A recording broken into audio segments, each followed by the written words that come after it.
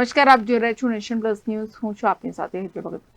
અરવલ્લીના પ્રસિદ્ધ યાત્રાધામ શામળાજી મંદિર ખાતે ટૂંક સમયમાં લેસર શો શરૂ કરવાનું આયોજન તંત્ર દ્વારા કરવામાં આવ્યું છે.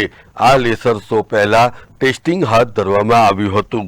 આ લેસર શોની અંદર શામળાજી અને કાળિયા ઠાકરનો પૌરાણિક ઇતિહાસ અને તેનું મહત્વ યાત્રાળુઓને દર્શાવવામાં આવશે.